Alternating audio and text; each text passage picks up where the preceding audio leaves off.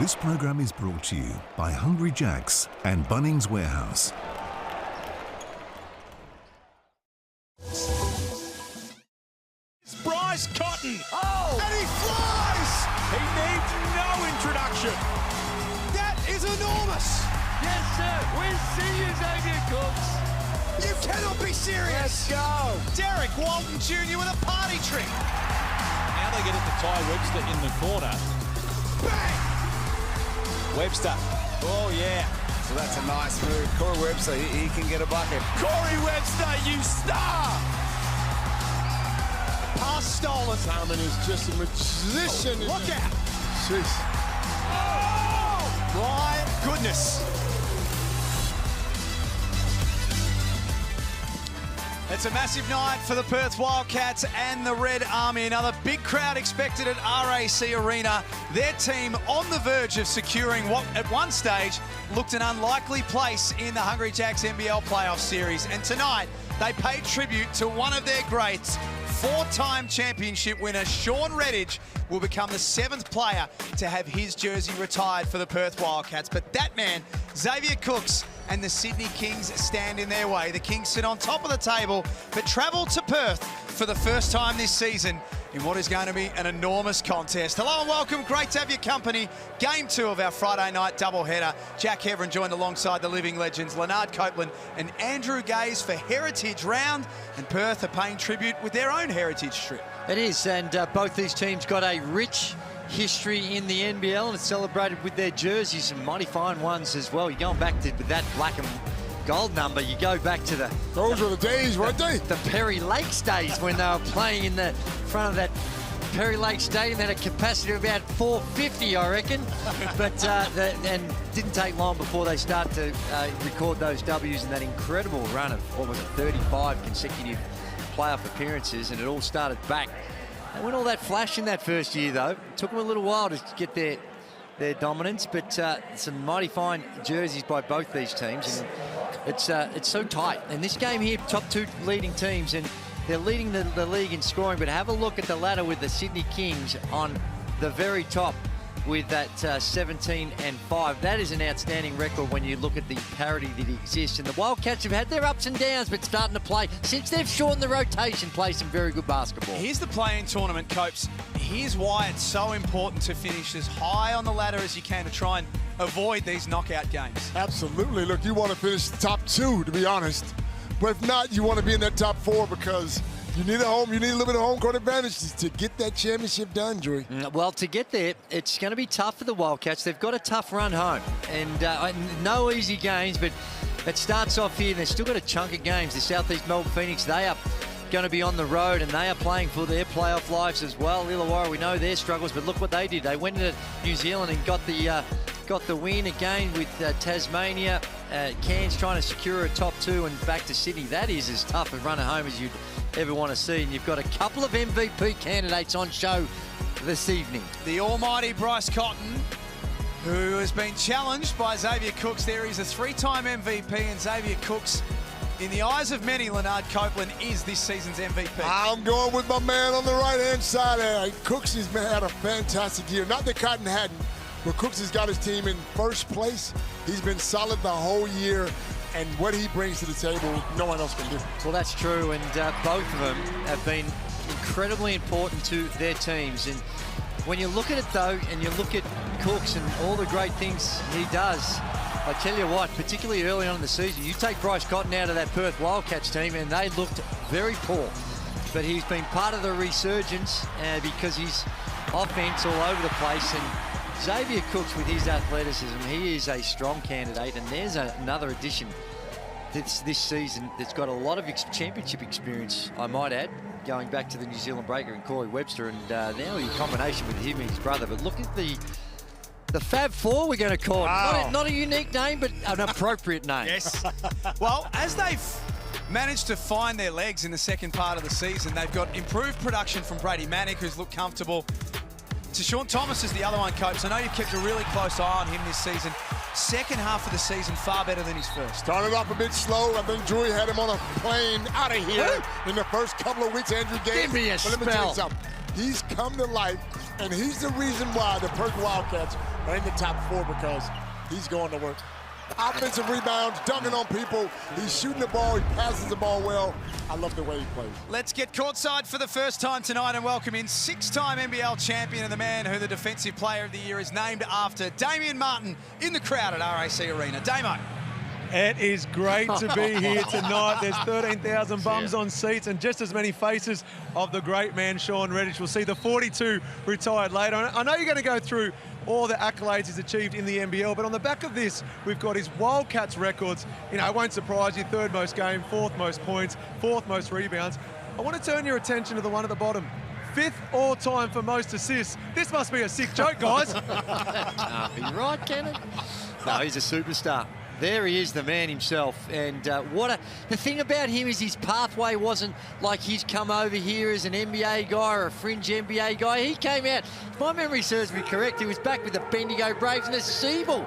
Played with New Zealand and found his way and eventually his home in Perth. So, and have a look at the starting lineup. And you looked at those numbers of the Fab Four, and the reason why one of the reasons why they're putting up those numbers is a shortened rotation that John really has put together. This has been one of the more solid starting lineups. Not one of them, the most solid. The most solid starting lineup in the competition. The Sydney Kings have clinched their spot in the NBL Final Series. The Wildcats are looking to go one step closer to clinching theirs. Friday night hoops at RAC Arena. The Perth are 6-4 on this floor this season. We know the Sydney Kings, they call themselves the Road Dogs because they're 8-2 away from home. Great matchups all over the floor.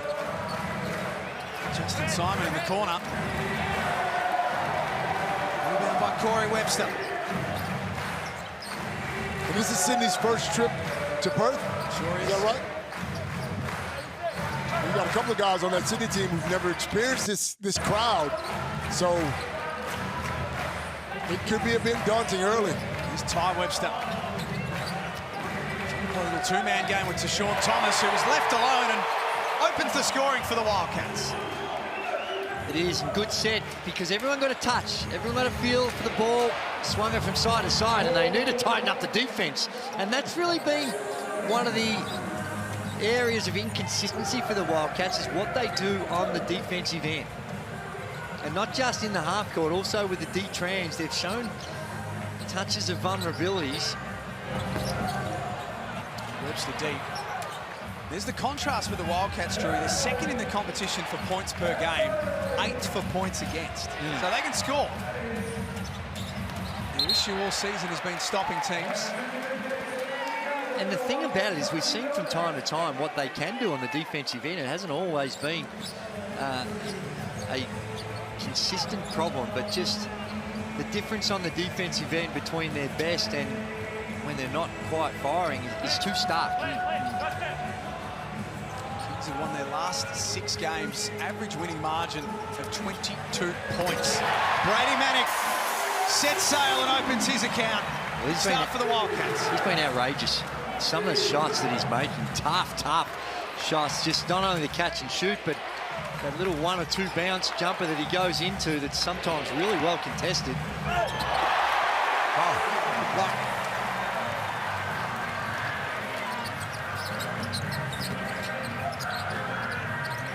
Corey out for Ty.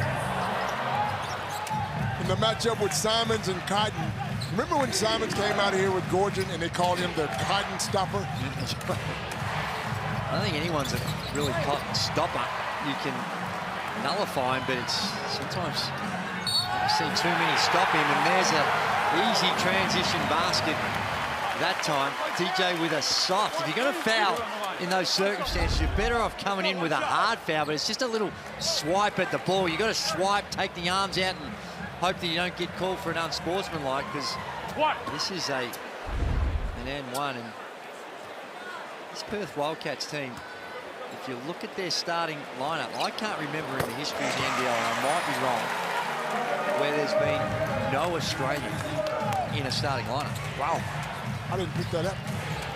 3 Americans and 2 New Zealanders. And I have no problem with it, don't get me wrong. Just For Vasiljevic. A little bit of jealousy I feel over here, Joey. You all right there with that? What's that? With that No, I say, hey, this is an elite league. I want to see the best players. I could care where their passports are stamped. Late whistle. Free throws to comfort to Sean Thomas. The teams played in round 11. Sydney winners on that night, round 14, I should say, 108-87. And that right there can't happen. That can't happen if you're the Perth Wildcats. DJ Vasiljevic, we saw him have 10 three-pointers in a game earlier on this season, or a few weeks ago, in fact. And to give him just a simple catch and shoot. There's certain players that you've got to hone in, and he's one of them. There's Chase Buford, looking fresh. This guy here, though, Thomas, it took him a little while to figure out the league, the officiating, how he fits, his role in the team. But this last 6 weeks, he has been one of the reasons why it's been turned around. And these last 2 possessions, we've seen some of those vulnerabilities on the defensive end of the Perth Wildcats. Absolutely. And you got to know if DJ makes one shot, he's taking the next one. It's just the way it is. Nice finish from Thomas.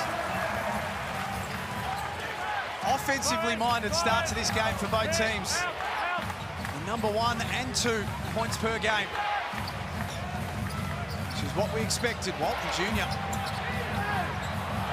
Suarez used his body nicely and then stuffs it. Did I read somewhere that Perth were the bottom of the table on defense, but really high up on offensive scoring? That's what we were just talking about earlier on. They are second in the league in scoring and 8th in defense. Well, that's probably why he's got so many offensive guys in that starting 5. But I don't care how much offense you have, you got to play a little defense. You do. And sometimes you just look at your squad and you go, no, all the strategy in the world, we're going to have our problems. So let's devote our attention to the offensive end. Let's go about it and have a strategy. Hey, let's just try and outscore teams. We'll do our best, and yep, we'll continue to work on there. But the characteristics of the individuals involved, sometimes you have some limitations. So I think there's been some good adjustments by John, really, who has had to make some adjustments. Well, they're 12 and 10. They looked a long way off. Did you think that they would get to this point, Coach, with 3 rounds to go where they'd be in the finals conversation? Never thought it. But again, Riley's done a great job of changing the lineup. I mean, I never thought I'd see a DNP for Blanchfield. Although he's not playing great, he's still a pivotal part of your offense and your team. But Riley's made some hard decisions, and they're working for him right now. Here is the Wildcats coach, John Riley.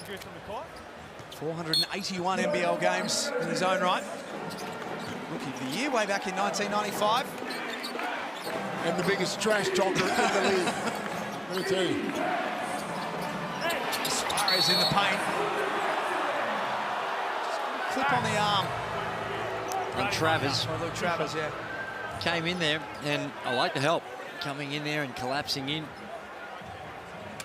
Just got to do it without fouling. Take a look. Comes down off it. Ooh, not much. A little bit of contact there.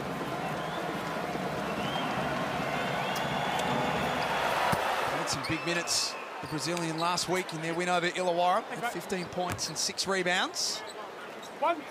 He's another one that I think that the Sydney Kings have done a fantastic job of utilising his skill sets and building the offense and putting him in positions for him to succeed.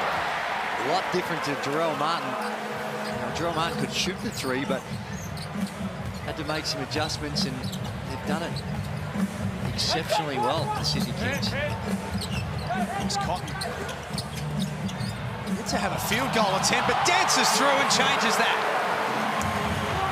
Crafty. When you're a little guy, being able to come up with shots like that makes it look so easy, Bryce Cotton. Wildcats lead by 7. Opening quarter at RAC Arena. Best part of 13,000 in the house tonight. Every game means so much to the Wildcats from here on in.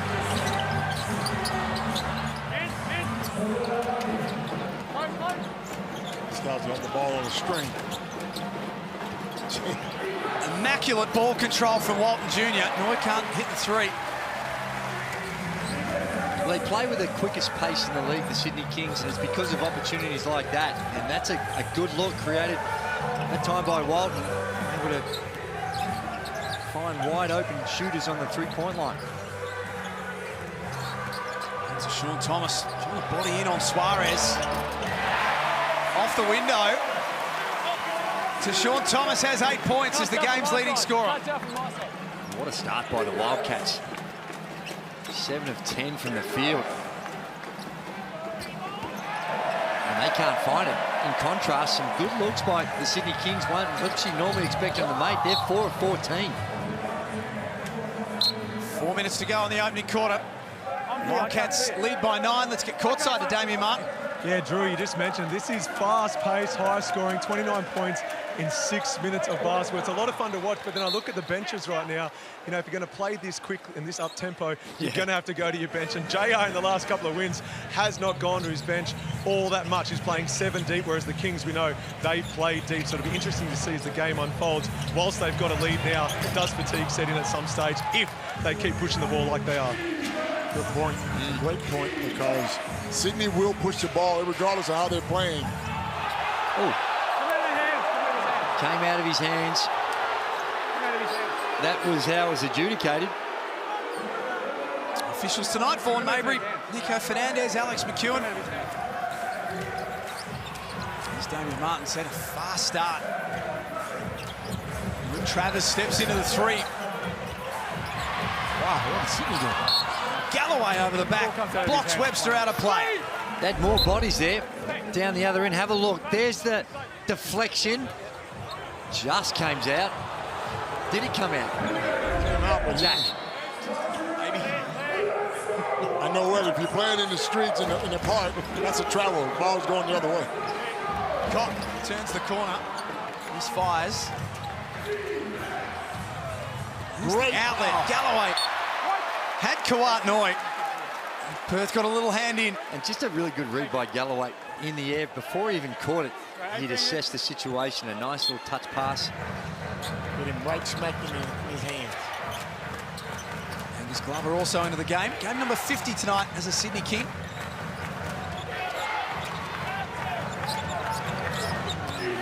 Cooks. Stripped.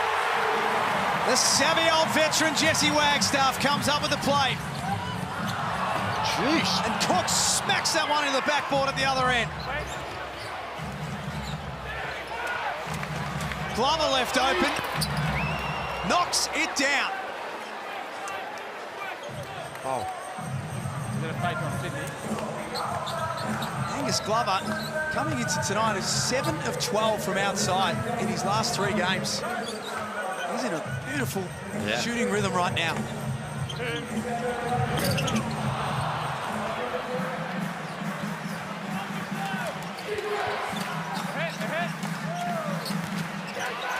Handoff for Glover. It's good. He's feeling it, son. Get him the ball. That was deep. Got a side up. Nothing but cotton on the first one. And then they're a little slow getting to him on that handoff, and he pulls it. Scored the last 8 points. The ladder leading Sydney Kings. Galloway knocked it out of the hands of Wagstaff. Had it, lost it. It caught a foot on the way through. It'll be a Sydney ball. Wow. Have a look. Here's Glover. Just walks into a 3. That's too easy on a guy who's been wide hot the last 4 or 5 games. And there Travers goes underneath. Now, when he's just made one, and in the context of what he's done the last 4 or 5 you can't let that happen. I'm taking the next 3 shots. Make or miss. Sorry, Webster actually. So, yeah, sorry. So Webster went like that and raked it in. Chase. Fake warning. Angus. On this side. Angus, we have a fake. See there on the microphone in the background, that's former coach Alan Black. Is it? Yep. Yeah. Clint Wilden, ABC Radio alongside him. I think wearing his own heritage blazer, which is pretty cool. Damian Martin courtside. just had to laugh at Copes' column, and it's so fitting that he said he'd be shooting the next 3 regardless of make or miss on a night where we're retiring Sean Reddich's jersey. But on Angus Glover, he's the type of guy, I don't care if he goes on to play another 300 or 400 games, it'll always put on a smile on my face seeing him do well, knowing he overcame 3 ACL ruptures. Always fun to see him out there doing his thing. Absolutely, good call. Still only 24 years of age, got hopefully a lot of basketball ahead of him. He's almost as athletic now as he was back in the day. After 3 Ricos, that's pretty tough to do. Travis breaks that 8-0 run, pushes the lead back out to 3 for the home team. Vasiljevic, never shy, that's off the front of the iron. Travis Cook sat off. Wagstaff tips it back to the advantage of Perth.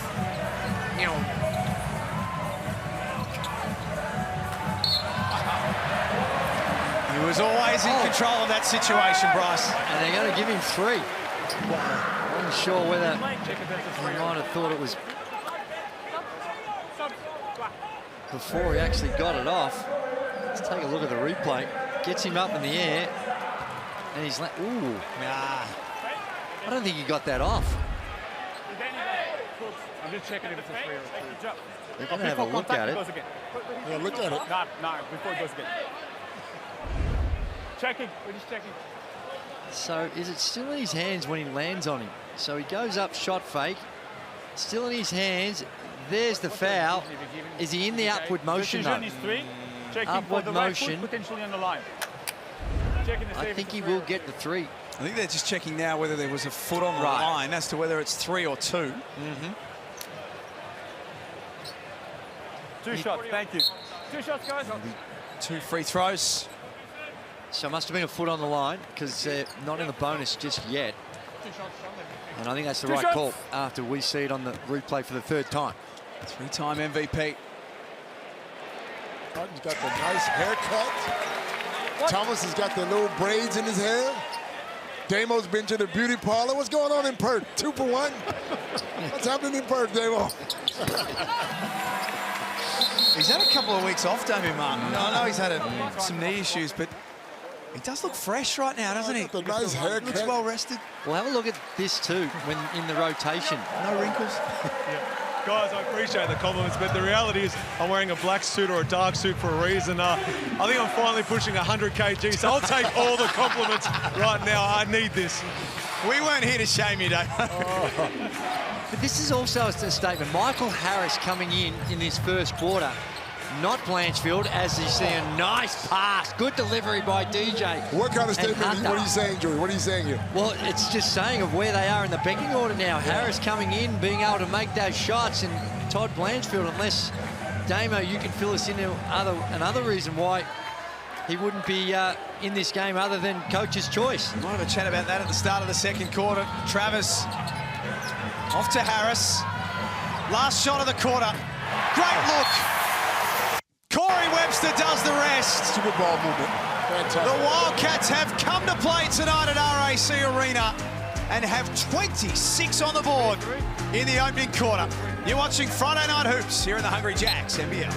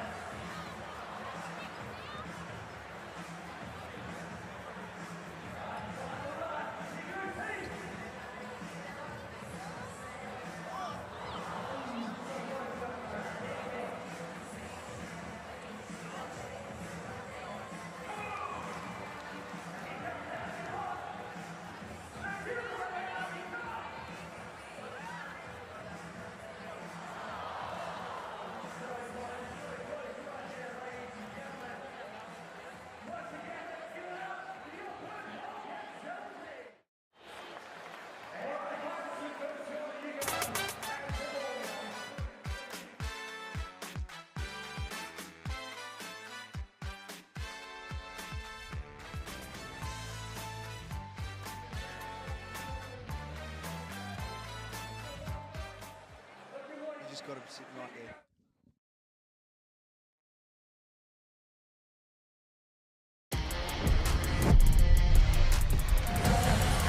You're watching Friday Night Hoops in the Hungry Jacks NBL, a hugely important game for the Perth Wildcats, and they've started like it means something. They lead 26-20 off the back of 8 points from Tashawn Thomas. It's been all guns blazing offensively for both teams so far. That's right, 47% from the field in the first quarter. I think Perth still need to tighten up a little bit on the defensive end, Joey, but they're shooting the ball extremely well. 9 of 19 from the field. Here's another bucket. Hey.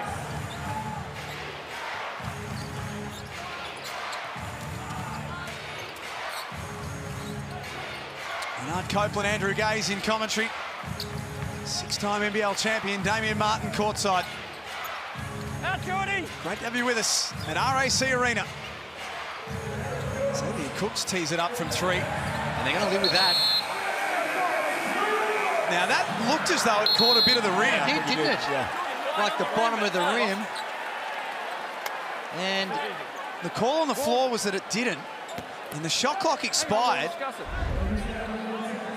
well, maybe did it? It seemed like the angle of the ball. Like it dropped straight away. Yeah, from the angle, maybe not. It might have just been a little clip of the net. But it's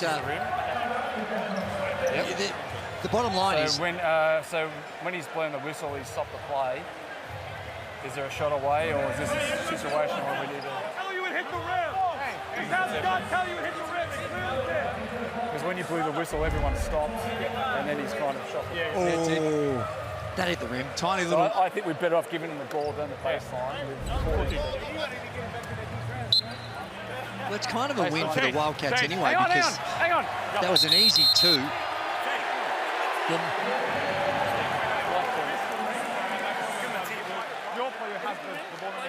I am, mate.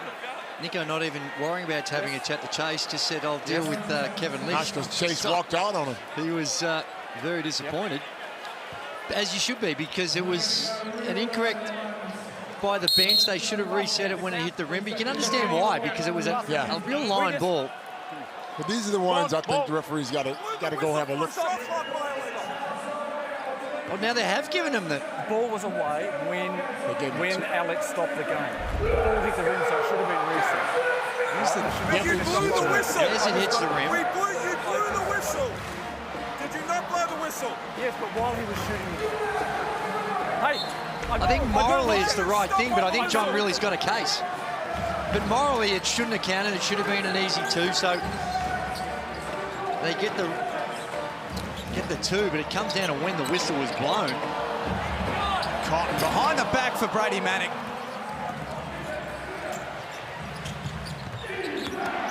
Sydney scream up the other end. Galloway draws contact from Thomas. He's athletic, isn't he? Gets to that basket so quickly and gets up. So official word from our replay centre is the ball did skim the rim. So that's not in question. It touched Okay, the but rim. then what happens is, though, he catches it and puts it back. But then the whistle blew, thinking it was a 24. Now, if that whistle is blown before he's actually released the ball, then the play should have been dead. But I think ultimately, and that's where they perhaps look at it and say, well, he was going to get it off anyway, so play on. Count the two. Ball was clear when the whistle blew. There you go. So hopefully that clears everything up. Johnny Galloway brings it back to a 4-point game. He's having a really good second half of the season, the youngster. He's got the third best plus-minus in the NBL. And he's so athletic. Clear. 13 points on 4 of 7 in their win on Sunday. As Cotton was caught between pass and shot. Meantime, jacks it up. Vasiljevic. Fouled on the floor. Basket won't count by Webster.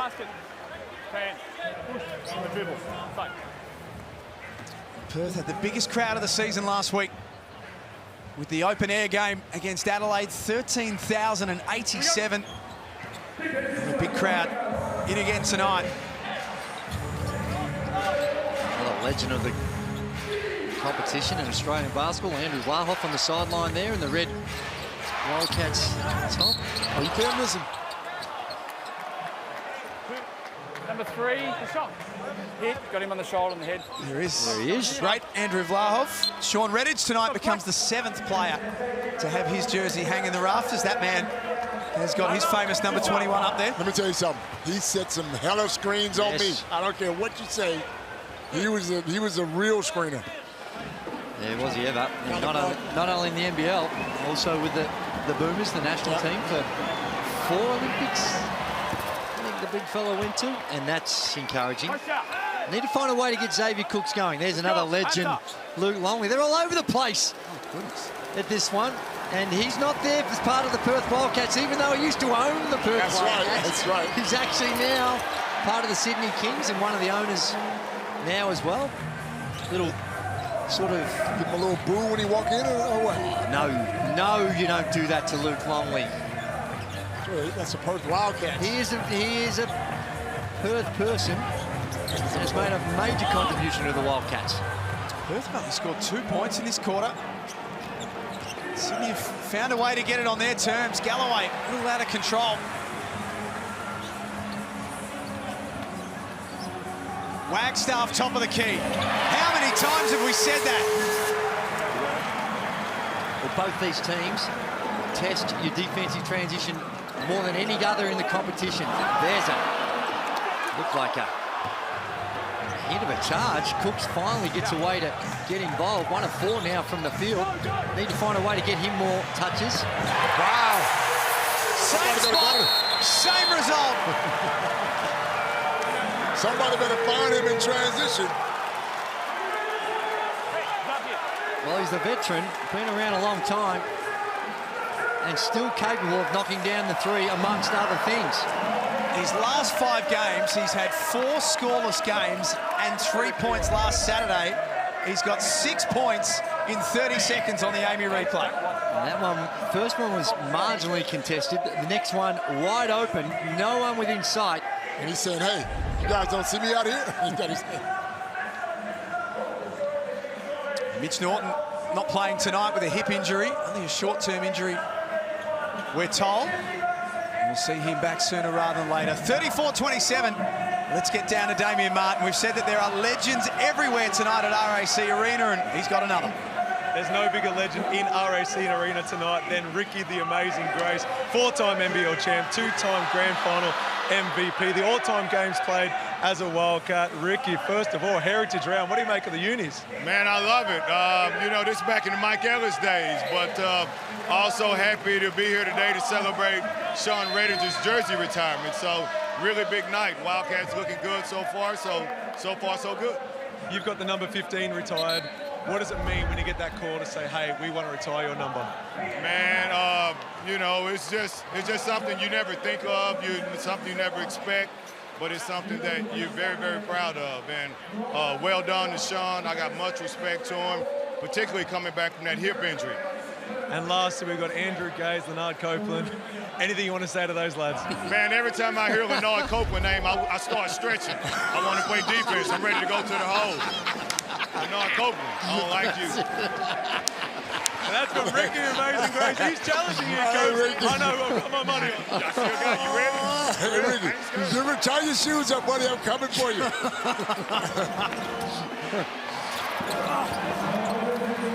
Simon gets that one to tumble. It'll be a fun one-on-one matchup to stick around and have a look at, I reckon, you two. Mouse in the house, buddy. Mouse in the house. Oh, he stepped on the line. It's hard to tell. He certainly did. When you look at the camera, because of the differences with the Hungry Jacks logo there.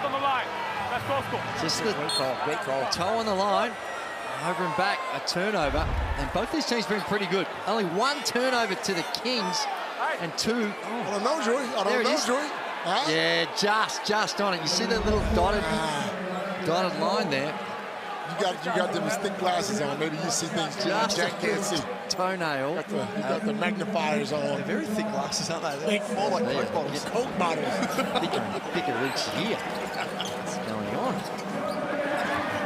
Justin Simon, one of the contenders for Defensive Player of the Year, coming up with a big stop there. Suarez slips over with the shot clock expiring in the background. Oh, Simon again. Got those long arms and long fingers, gets his hand on most passes. Ross Cotton off the court at the moment. Corey Webster to Sean Thomas with 8 points each for the Wildcats. Wagstaff behind the back for Manick. Hasn't he found his shot, Drew? Well, he's done it on the biggest stage at the collegiate level with North Carolina and Oklahoma. And again, another one after an indifferent start, just acclimatising to the NBL. He's found his groove the last 4 or 5 weeks. And we see Harris in the game yet again. Only played it less than a minute in that first quarter. Okay. So we're a C1 or a C2? Yeah, C1. Replay center, can we please review the last play for a potential upgrade? Well, this is one where it's hard because he's just trying to protect himself when he comes down. And also the other player. Yeah. Play around the neck.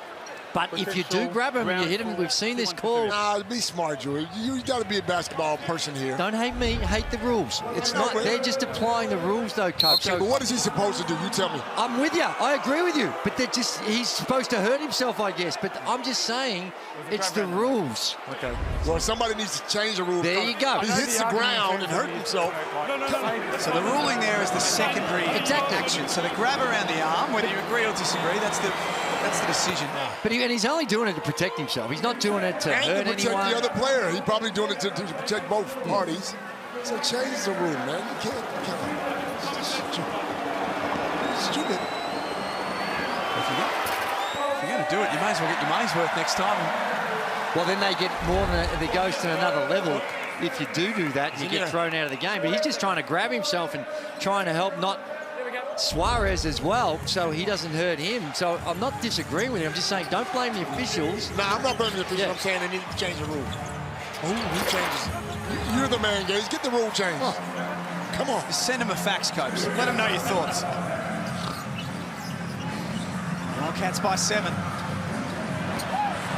Travers upstairs! Have a reason! Wow. That was nice.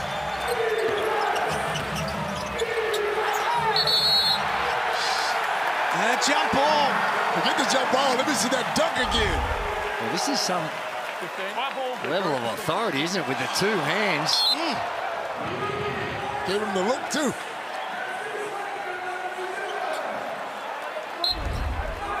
Yep, he got up there and got his money's worth. Kudos to Glover just to go in there. He knows he's got a runaway freight train going at him, but just still prepared to sacrifice himself and well, he was posterized. He was sacrificed. He was, but I'd much rather a player that's prepared to do that and not get caught up in the ego of it and compete and try to get a stop as opposed to just standing back and letting someone go through the lane. So, shot of Todd Blanchfield there sitting on the bench. Averages 18, nearly 19 minutes a game. Last 4 games has averaged 5 minutes. Well, that's right. And Harris, in the limited times that he's had, he's really earned that right to be upgraded into the rotation. Still got to be hard, don't you? When you play of course that long and been of a course part of a starting 5 for that long and not touch the floor, that kills your confidence. You can win your chance for the trip of a lifetime to the US. You and a mate, you can meet Shaquille O'Neal. Points are going to count for Justin Simon. Enter the QR code on screen or head to shaq.nbl.com.au.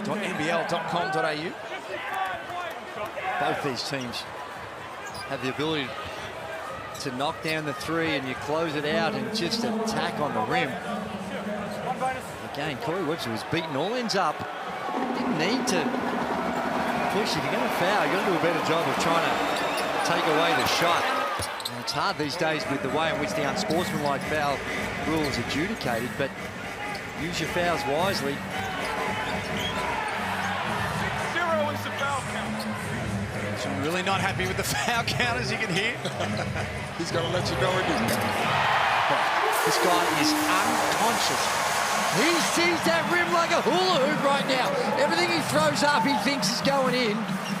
And that is one of the most beautiful feelings you can have in this great game. Kawhi couldn't finish.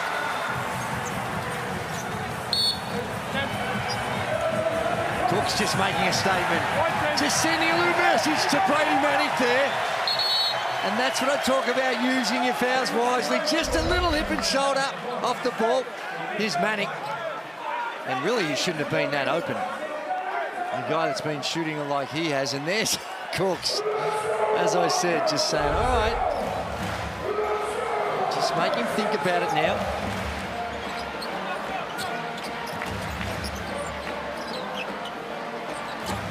Webster with 10 on the shot clock. There's 8 points.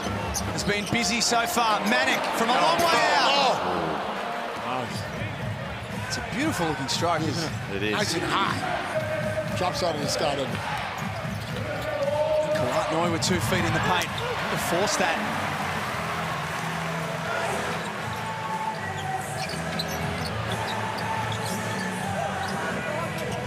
Cotton, always on the move. Blows past Kawhi. Dime for Travis. It doesn't stick. Offensive rebound for Perth. Cotton. Not that time either. Had a couple of opportunities to really give him some breathing space in this one. 2-on-1 up ahead. Easy bucket for Bryce. 10-point lead for the Wildcats. Coach Buford lets him play through it. I'm expecting a timeout on that last one. Glover, outstanding for Cooks. Wow. What a high-quality game we've got. End-to-end action, intensity, playoff-type intensity with some elite athletes running around. It's one of the more fun games we've seen in quite some time. A couple of nice dunks, a couple of threes, a little bit of trash talking.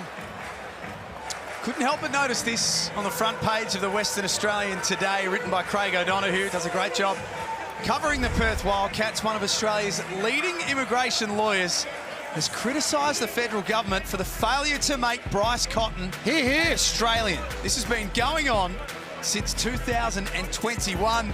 The delays have meant that Bryce couldn't play for Australia at the Olympics. It's also meant that Perth can't bring in another import. And as you can see on the back page, for Bryce's sake. Yep. What's the hold up, Daisy? Make some phone calls, bro. Give me Albo's number. We need to go straight to the top dog. Get Albo. Albo's sorted a few things out since he's come in. This has to be high on the priority list, please. Ridiculous. You got him on speed dial, have you? I don't. But you in a WhatsApp chat with him? No, I'm not. But there's the great man, Sean Redditch. But I can absolutely see a role for Bryce Cotton on that Australian Olympic team. Yeah. And it's one that we need to get that done because he is Australian. He's like he's going to. You guys, you just want to take all. You just want to claim all the good players, don't you? Well, you just came here and loved on us. We couldn't send you back. You haven't bloody left yet, either. I know. Wow. You know, there's overstaying your welcome. You're just sort of taking it a bit far. No, but I'm not wanted, bro. I'm out of here. We're going to hear from Sean Redditch. Beautiful play. Damian Martin at half-time. Oh! What's going on today? The hype, the excitement, the atmosphere. Bryce Cotton, beautifully executed play by John Riley. The pressure, the in the lanes, they read it. They design after the timeout to set Bryce Cotton up. And the little fella goes to the hole and lets it go. Send Albo a copy of that. So we want that at the Olympics in green and gold. Need, Albo. And Glover trying to sneak out of there. It just Glover's in every poster today. No, but that's just really good recognition by John Riley, the way in which the Sydney Kings are playing, identifying a way in which you can come up with something cheap. And Xavier Cooks get ones to roll in. Damian Martin's courtside. You were taking a listen to Chase Buford in that timeout. I was indeed. I'm enjoying the banter between you guys in the studio, the dunks on court, but at the timeout, Chase was very animated and upbeat about the defense. He's not happy with what he's seeing right now. It's all about knowing your personnel, know your matchups, and expect to see a 1 through 4 red, which I believe will be their switching defense with a lot of like-for-like players out there right now. Sydney got some fouls to play with. Derek Walton Jr. called that. I tell you what would be a Keep it up. An interesting one because you can only have one naturalised player in your team, and there might be some others that. But I'm still, I'm all in Bryce. What are you guys talking about? Well, you can only have one. Matisse, I think, my understanding is that he is one of the naturalised type, even though he did spend a lot of time here. Just to all the players. Things just going their way. This is a lot of points that the Sydney Kings are giving up here, and a really efficient way in which the Wildcats are doing it, shooting at 53% from the field, 44 from the three-point line. Simon after the block scores.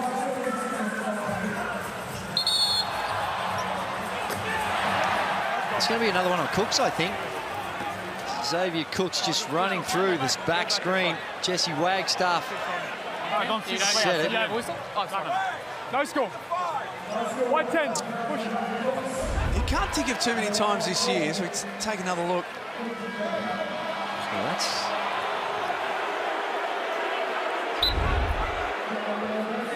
that's going to be, is that number 2 on Cooks? Yep.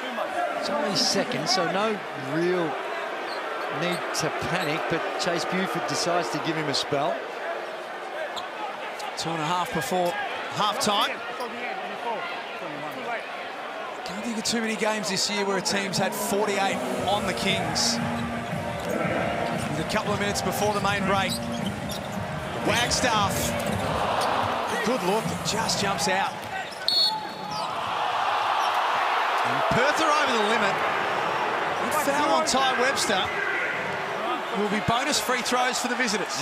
The Natives are getting a little restless. The foul count's 11-6, but as I watch this game, I don't see this as being one that, if you're trying to be objective about it, that it's necessarily a reflection on that there's been any sort of coincidental bias or anything, but that right there, that is not a foul. I'm sorry. That is unnecessary to call that foul. And it puts an 87% free throw shooter this season to the line, and DJ Vasiljevic. One shot. They've spent the entire season as the benchmark, Sydney. Long way to go in this game, but they're being tested right now. Oh, my word. But they've faced this whole season. They're the defending champs. They're bringing out the best. Everyone's testing themselves against the best, and they've been able to handle it for the vast majority. Is Webster from deep. And this is not unusual for the Sydney Kings. They go under a lot of screens on shooters, and it's been a formula that's been quite successful for them. Simon played through contact, no foul called. And Suarez helps it in. He's been tough on the boards, hasn't he?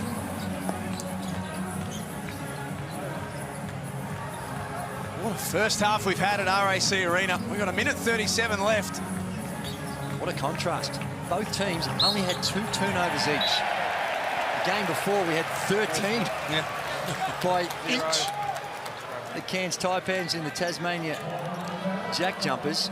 And this one up and down, going at it, but doing it without turning over the ball. Wagstaff sits down.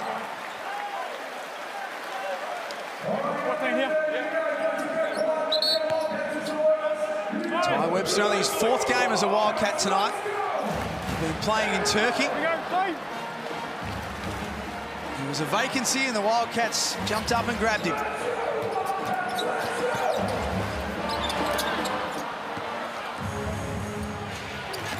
There's Galloway in the open floor. Pass underneath for Derek Walton Jr. Great find. Everybody else, 1 through 4 red. 1 through 4 red. There's that defensive call again from Chase Buford. That usually means 1 through 4, so any screening action on a 1 through 4, they're going to red, which I assume usually red means they're going to trap. Double team, yeah. They're going to double team it and try and blitz on the on-ball screens. The only one they didn't want doing that was Suarez, who was the 5-man.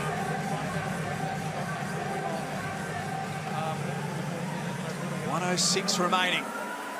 If you have just joined us earlier tonight, Tasmania winners 85-77 over the Cairns Taipans. Big for Tasmania with their aspirations of playing finals. And Perth, I wonder, Copes, if they just had an eye on that game, because that Tasmania win does impact the Wildcats in terms of their pursuit of a top 6 spot. Absolutely. Wildcats, no, they want to finish in the top 4. And in order to do that, they got to come out and beat these Sydney Kings. But they want to send a message as well, Joey. You want to beat the Kings and let them know we're still in this thing. Yep. And Damo, it's good to see the way in which this game's unfolding. Got the 2 top leading scoring teams in the competition, and both of them not backing away and not trying to take the wind out of the ball. No, it's been fantastic to watch right now, and I love that little battle going on within the game itself of Wagstaff and Cooks. But this last minute, the last 2 minutes of every quarter, Sean Dennis, a great coach we had at the Wildcats Towns, who are now in Japan, he used to say, don't worry about the final couple of minutes of a game. The final couple of minutes of every quarter, they're so important. It gives you momentum going into the timeout, gives you momentum going into the next half, whatever it may be. So whilst they've got a 5-point lead right now, the Wildcats can't rely on that lead, because if the Kings go on a little run here to close out the half, they're coming back feeling pretty good about themselves. Well, that's for sure. And the Kings across the season have been an elite 3-point shooting competition where they've just been off the pace here. 3 of 11. Whoa. Looked awkward. He got there, though, didn't he? But he got there. Yeah. They bring it back to 3. They haven't been this close since the score was 28-25, Sydney. Webster left open, makes them pay.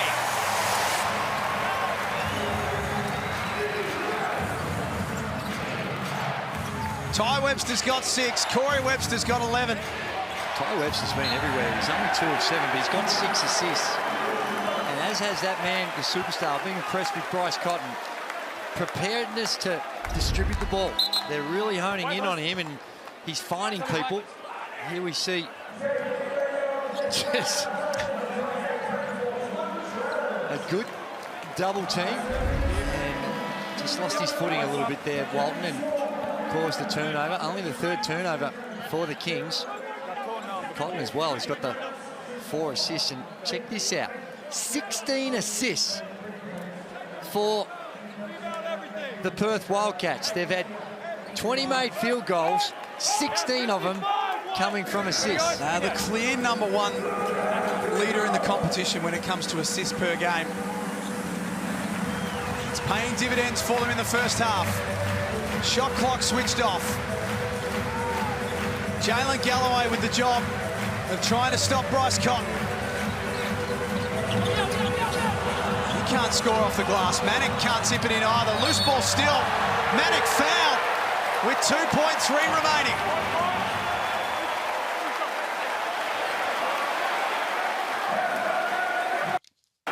He's had a good half. 4 of 8 from the field. He's already got 11 points. Pulled in 6 boards as well.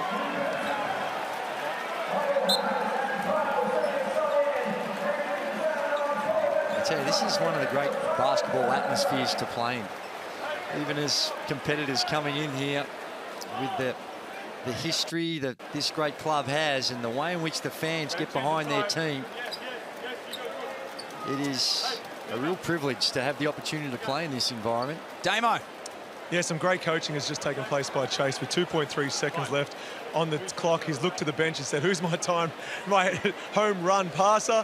That's Geordie Hunt, who subbed it in straight away. So expect to see Jordan Hunter take the ball out if the free throws are successful. He's apparently the best passer over long distance. So I love that he hasn't given up on potentially putting more points on the board. We've seen that a couple of times with Geordie Hunter this season, like a quarterback. We've got to be careful, because 3.7, if it gets picked off, 2 dribbles and you're given some players that can come it straight back at you. So that's why you need the guys that can pinpoint it, because a full court pass, still got enough time. Oh, he's missed them both. Manick misses both. Wagstaff can't convert off that last opportunity as well. What a half of basketball. Jeez. As good a half have we seen all season long here in the Hungry Jacks NBL. The Wildcats lead 54-48. And they're complaining because it looked like Xavier Cooks travelled before the siren went off. So I think that's what they're complaining about. Let's get to Damien Martin. I'm here with Jesse Wagstaff. Jesse, you played a lot of games against the Sydney Kings. You always seem to go to a different level. Is that because you're playing against one of the league's best players, or just the game in general is so important? Look, they're defending champs, and they've set the benchmark all year. It's a big game. It's a sellout Friday night at the arena. If you can't get up for this one, you can't really get up for anything, I think. Playing unselfish basketball right now, 20 made field goals with 16 assists. What do you think the message will be from JR at half? Look, 54 points is good, but 48 is probably not good enough. As I said, they're a talented team. They're going to score the rock, and we just got to stay consistent with our stuff. One more on Xavier Cooks. You've had a little push and shove out there with him. Is that part of the game plan to try and get under his skin, or is it just a case of, no, this is how we're playing, it's physical, and it's a lot of fun? That's nothing. I think I have a push and shove with everyone. It's nothing personal, mate. It's very honest. Good luck in the second half. That's actually spot on, Jesse Wagstaff. The Wildcats leading 54-48 on Friday Night Hoops. It's been a whole lot of fun so far. We'll talk about it next in the halftime show.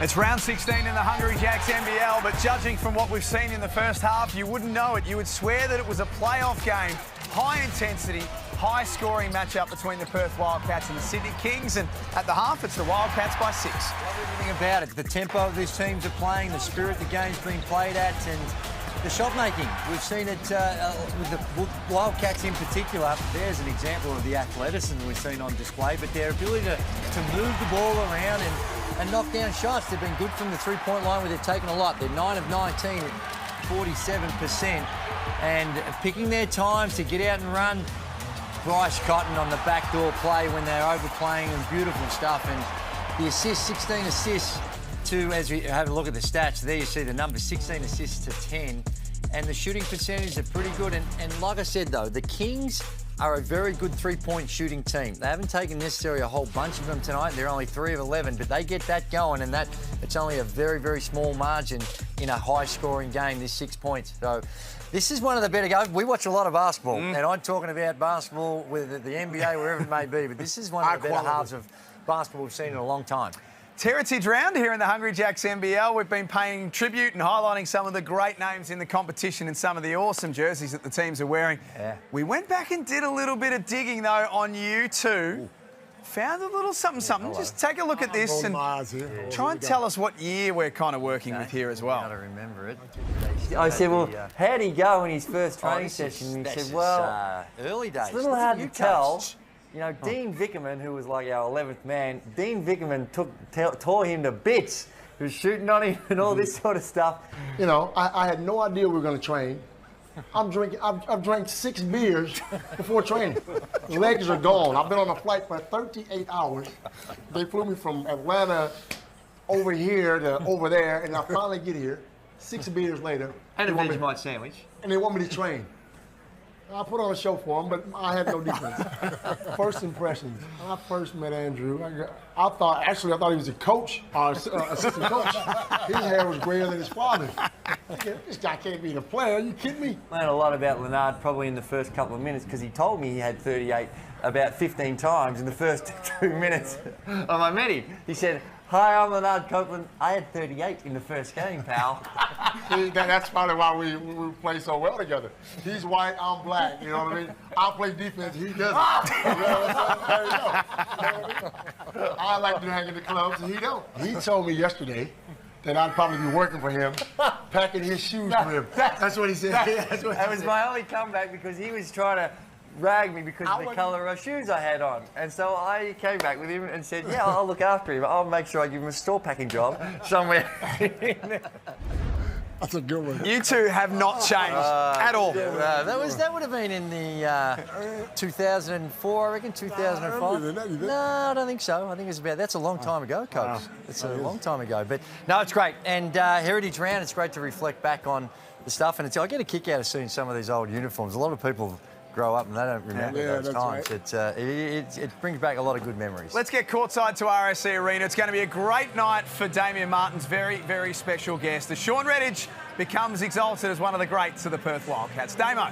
That footage of you two warms the heart and it reminds me of something I once got told. You should play team sport for the 2 R's, rings and relationships. Try and win, but the mateships you develop are just as special. And I've got one of my mates here who will get to see his number 42 hanging from the rafters. Sean, the scoring machine.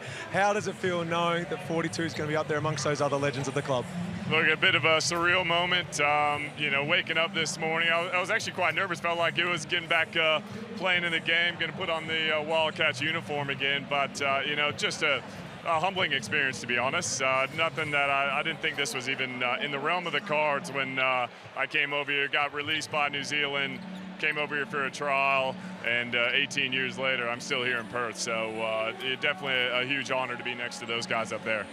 You've won championships before. You've been one of the 6-time Gordon Ellis MVP of the club award winner. But what is your finest moment as a Wildcat?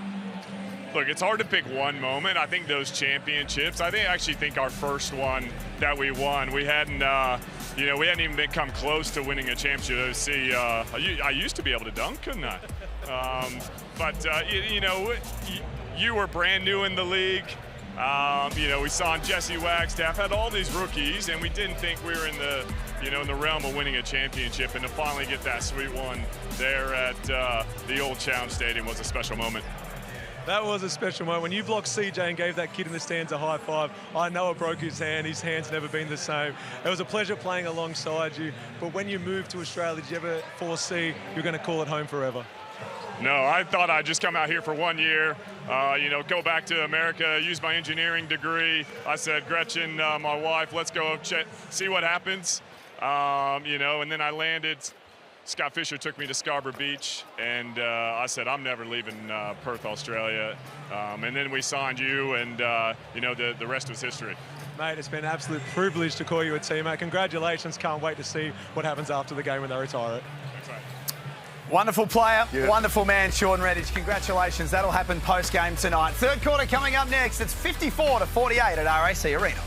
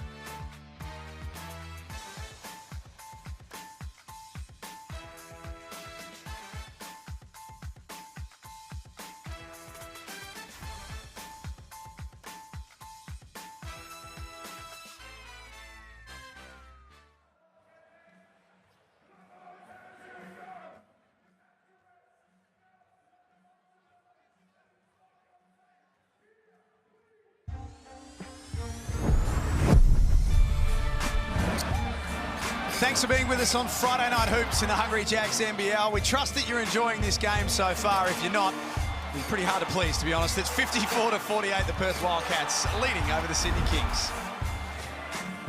What is, and just the intensity too on the defense. You look at the score and you're thinking, well, there's no defense being played. It couldn't be further from the truth. It's just a good balance between the offense and the defense. You know what stands out for me is 16 assists in 20 baskets. 20 field goals made. So that means they're sharing the ball, they're moving the ball around, and they're getting easy shots. Leading scorers in the game, Brady Manick and Corey Webster with 11. For the Wildcats, Deshaun Thomas has 10. Sydney Kings leading scorers, Justin Simon with 9. Who do they need to get going in the third quarter, Coach, the Kings? I'd love to see DJ knock down a couple of threes just to get them going, you know, fire them up. 4 of 6 now from the three-point line. And that one there, he just walks into it. This is what they brought him out here for.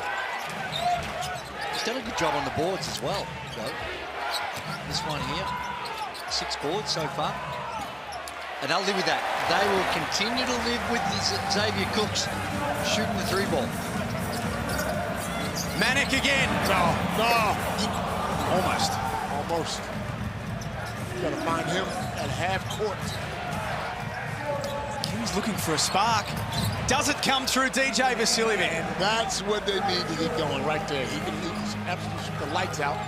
Now, if I'm right, he'll take that next shot, Joey. No, he's not going to die wondering. I tell you, this is, as we spoke about early on, and the resurgence of the Perth Wildcats, a lot of it's put down to picking up Webster as DJ Vasiljevic from the car park lines one up. Buying a lottery ticket tonight. But Ty Webster comes in, they've changed their roster a little, but they've tightened their rotations. Do they have the energy to see out the full 40 minutes with that shorter rotation? Happy to put the ball on the floor. Cooks swatted it away from Tashawn Thomas. No, sir. Incredible athleticism. Going up. And Vasiljevic head down with the layup. 2 made threes. And then the basket. 8 unanswered points from Vasiljevic, and it's back within 3. I said it. Let's get him going. It is. And again, that's just not enough effort. Both those efforts sort of there. Webster was in the region, but not the intensity. And down the other end, Xavier Cooks goes up, reads that attempted alley-oop play beautifully. And it's DJ, you're going to close out hard. Then he puts the ball to the deck, finds a way to the rim. 8 points, and they're right back into this ball game. Look good on the Amy replay.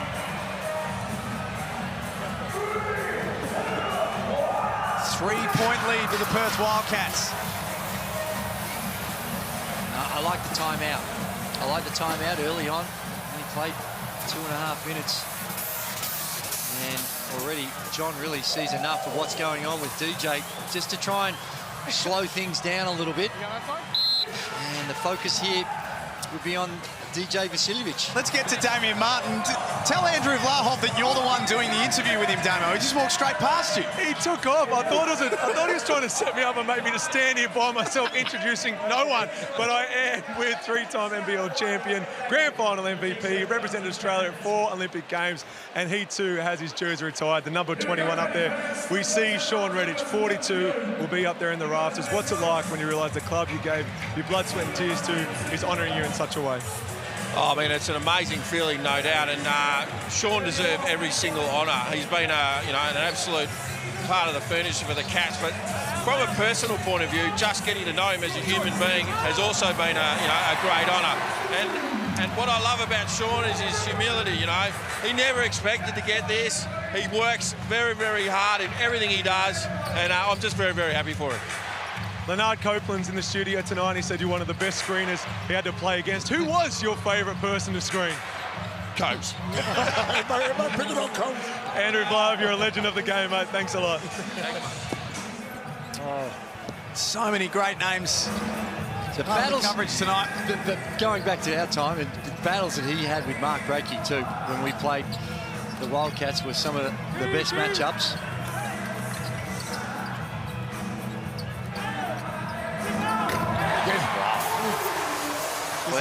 This is fire. They are, and they're getting it done from the three-point line. 11 of 23. And they're letting it fly.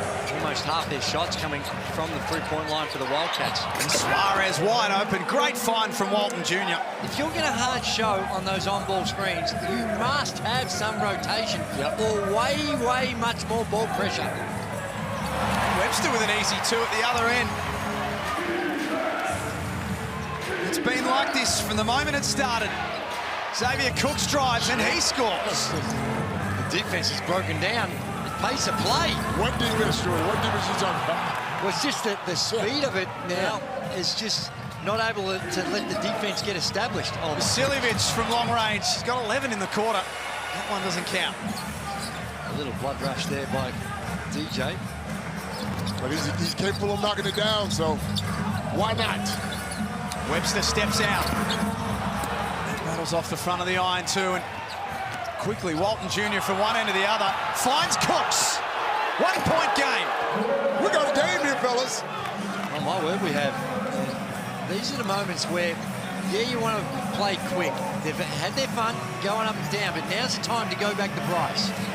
Get him more involved because he hasn't been involved the last 4 or 5 possessions. But they're scoring still at ease, though. I know what you're saying. It's right up a little. Doesn't go from Corey Webster. Sydney can take the lead this trip down the floor, and they do. They just keep coming. They just keep coming at you. They're in first place for a reason. And the pace that they're playing at right now, and we both know both these teams like to play quick, but right now it's in the sweet spot for the Sydney Kings. What do you think Buford's message was at halftime, though? What's the difference with the Sydney Kings from first half to now? Well, judging by what we've seen, they've just doubled down on what they do best, and that is run the floor. Perth Wildcats have missed some of those shots that they were making a little bit earlier. That's given the Sydney Kings a chance to run a little bit quicker. DJ's knocked down a couple of shots. And you make shots. That's right. They were 3 of 11 from the three-point line at halftime, and now they're now 6 of 16, so they're 3 of 5 in the second. 9-2 run from the Kings right now. John really given a behaviour warning as well.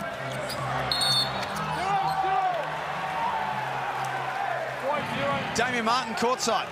You spoke about Chase and what he might have said to his players, but I just want to have a Chase cam at all times. He is entertaining. He's worth the price of admission in itself. When Tayshaun Thomas was in the key before, he thought he was in there a little too long. Not just 4 or 5 seconds, but just telling the refs he's been in there for an hour. And in regard to the defense, though, this is where I think the Wildcats really miss someone like a Mitch Norton. When DJ Vasiljevic gets going, they used to have the luxury of throwing him out. They get under his skin, flat out deny him the ball. I think the Wildcats have done a poor job of recognising at times who the hot player is. We saw Angus Glover earlier, now we're seeing DJ Vasiljevic. And that's exactly right. Norton is the kind of guy who will pick you up full court and shut you down. And they're certainly missing him tonight. Not playing with a hip injury. Michael Harris blocked. Simon has Kawat downhill. Second time around, he puts the Kings back in front. Wow, it's one thing to want to play like this. It's another thing to have the right talent to do it. And there is a lot of talent out on this floor. The Sydney Kings making the most of it. Thomas drives. Suarez just did enough defensively. Long rebound. Harris out for Cotton. Travers soars and tips it in. 70 apiece.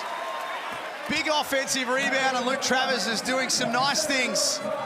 Timeout call with 3:33 remaining. You're lucky there's a timeout. Here's the block, and that block, you see they run in waves, running it down the floor.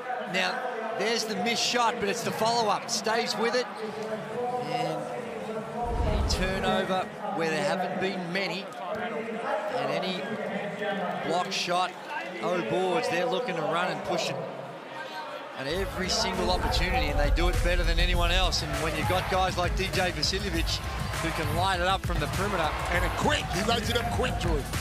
And it's not just his three. He can put the ball to the deck and get to the cup. There you see a little indecision. Do I go under? Do I go over? Do neither. Wide open. Not good enough on the closeout. And crafty the way in which he can get to the rim. He's got 18 points on 6 of 9 shooting, 11 of those coming in the third quarter. You put the call out, Leonard Copeland, you said DJ needs to find his way into the game. And what I like about it is once he makes one shot, he's hunting the ball. And generally he'll get it again on the next play and make the second shot. And that's when you know you got a guy that's rolling.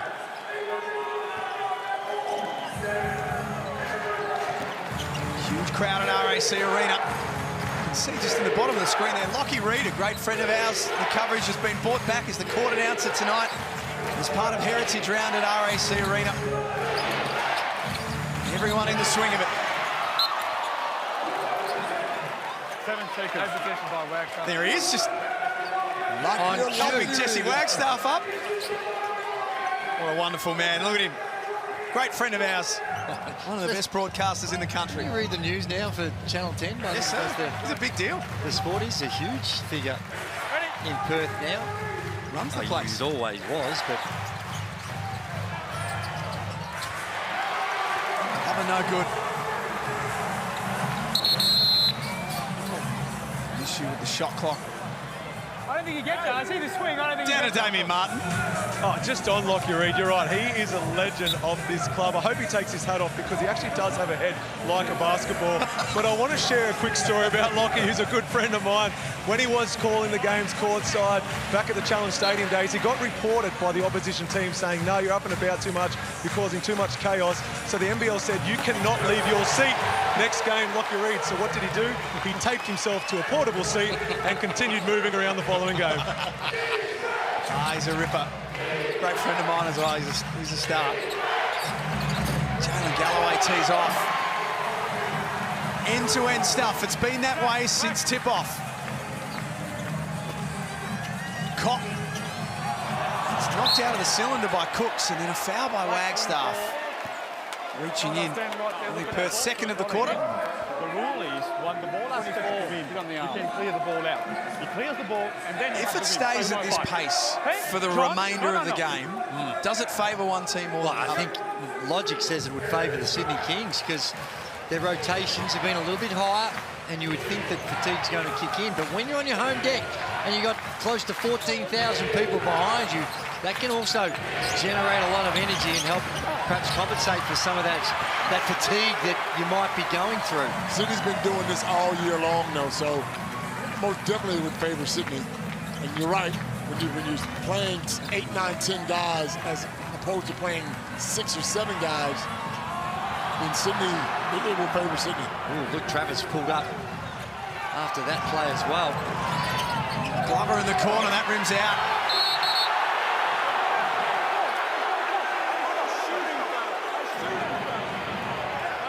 You can hear the Red Army. They're riding every single call. And the other thing is, too, there hasn't been a lot of stoppages this quarter. That was only the second team foul on the Sydney Kings. The Perth Wildcats have only had 2, so there hasn't been a lot of opportunities to get your breath.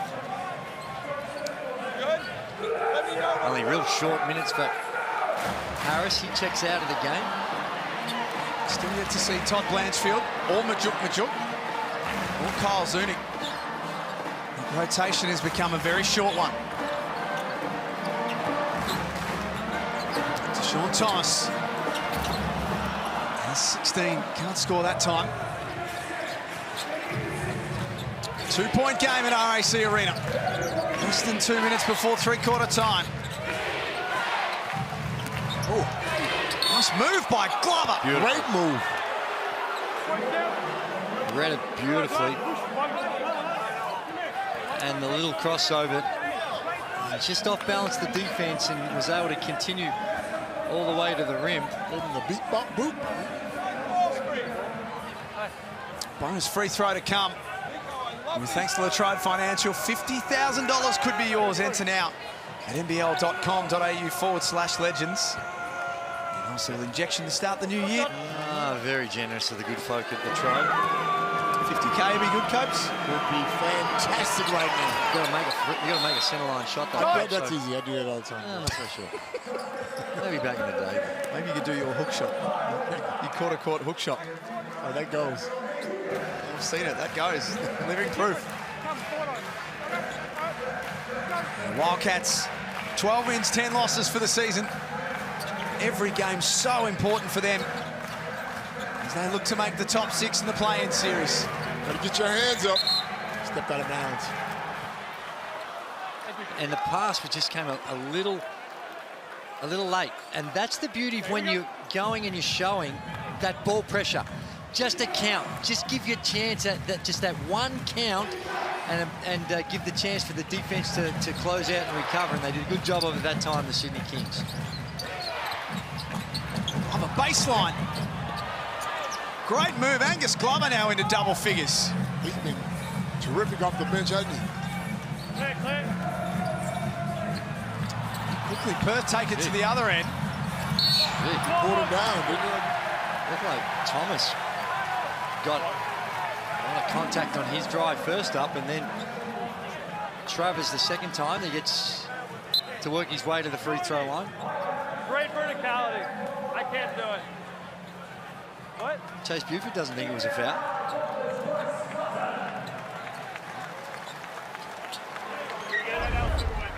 It was the first one here that I thought, look at Geordie there, that right hand just pulls him down. And then here, just a slight movement forward. Almost sure vertical. Totally vertical. No, not totally. I thought the foul earlier on Thomas is the one that was missed. Travis makes the second. Double figures in 5 of his last 7 games.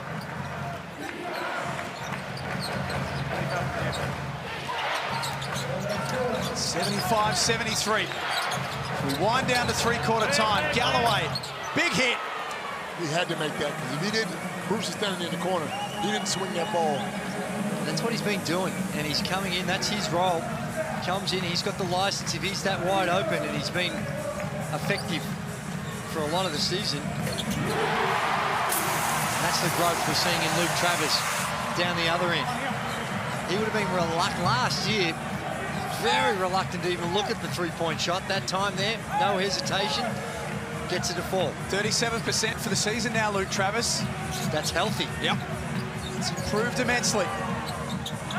Xavier Cook's just too good.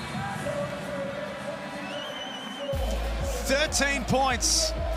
Finishes the quarter in style. The Kings lead it by 4. Don't go anywhere. This is going all the way to the end on Friday Night Hoops.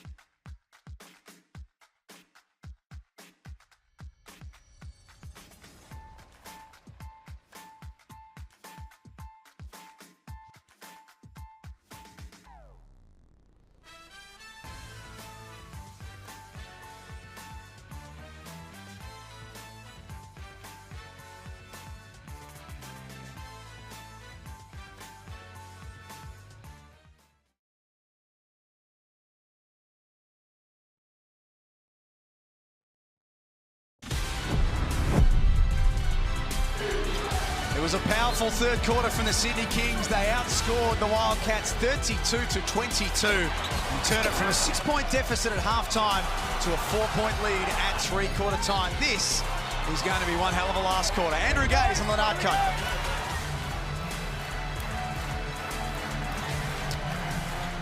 Well, it was more like DJ got going, the Sydney Kings got going. Any misses, and they were running out. And this guy, Glover, got going. They've been able to get contribution in a big way from Angus Glover off the bench. He's got 14 points now. 5 of 8, 62%. So Sean Thomas rolls to the cup and he's fouled.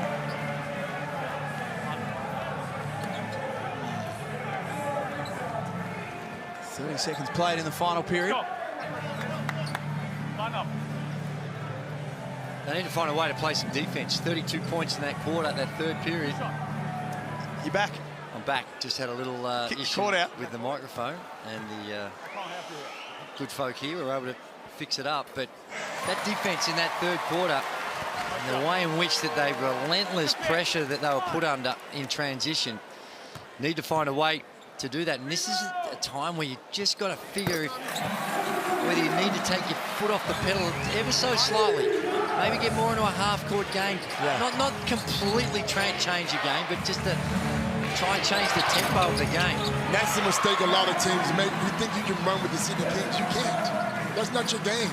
Perth need to come down, swing that ball around, get him going, and give yourself a real chance. Well, a 4-point play will help get it going. 4 of 12 before that one, 5 of 13. And I think there are times, like I mentioned in that third period, where there was too long a periods where he wasn't involved. This time, you see Bruce try to go over the screen, and Bryce Cotton sees daylight. He would have to have the record of 4-point plays, don't you think?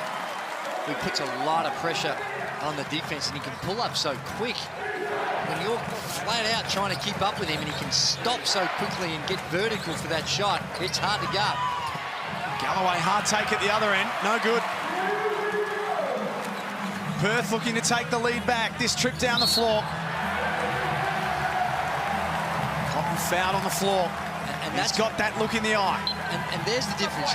Yes, when he's in that three-point range, you've got to fight over the top and try and get some help and run him off the three-point line. But when he's up near the center line, that was one where you can just duck underneath if you're not in a situation where you want to switch.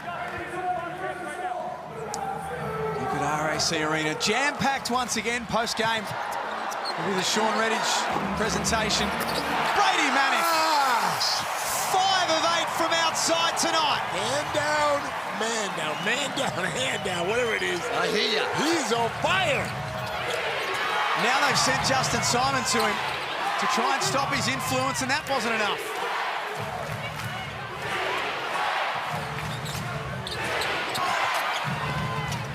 Cooks wide open. Unsuccessful again. 0 from 4 from outside tonight, Xavier Cooks. Cotton stepping back. He's so good.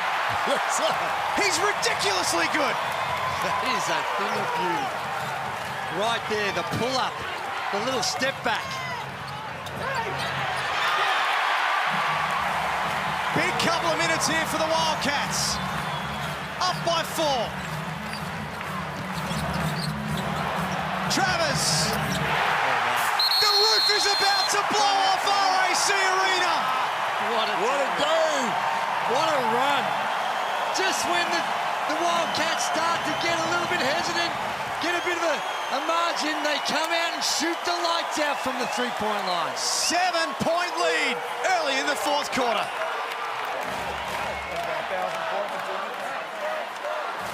Let's not get caught up in the emotion of it. Wowee. Tell you what, got me going. Massive start to this fourth quarter. And what a contrast it was, that little three-quarter time break. They just got revitalized. Not sure what's in the water, but they came out and really lighting it up. And got you starting 5 in double figures. It's going to be hard to hold out. And a lot of the times, Copes, it's just whether you're making or missing shots. It's not like you're necessarily transforming what you're doing, but the shots are starting to drop. The momentum's there for you. 15 of 30 from the three-point line at 50%. In that third period, the offense dried up. They only had 22 points, their lowest scoring quarter of the game, and now they're off to a flyer.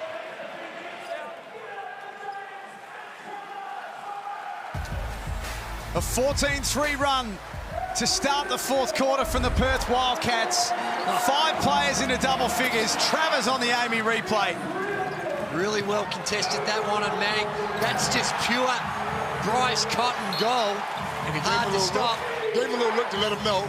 And then Travers comes out and he knocks down a 3-ball. Corey Webster with 10 rebounds. It's amazing. Sydney have not lost, as you can see, since December 18.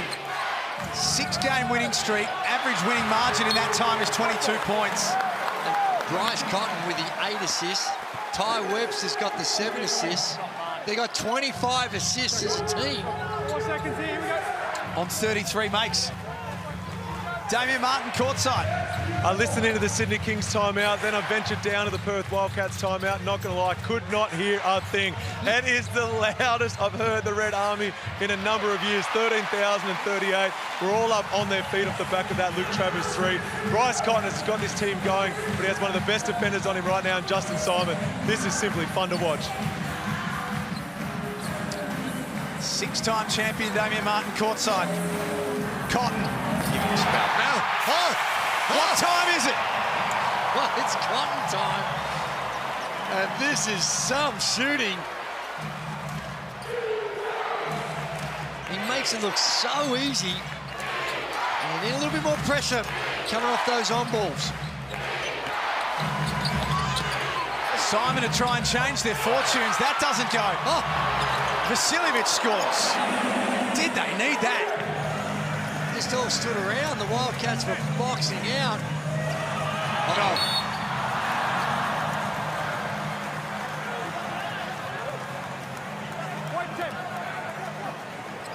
They're under the pump right now, the ladder leaders. They are under the pump. I tell you what, I said it from the beginning. Some of these guys hadn't played in this Perth arena. There's nothing like that crowd getting involved when you knock down a couple of shots. They blow the roof off. It is, and it's got so much firepower. Here we see. Look at that crowd, man. The Red Army.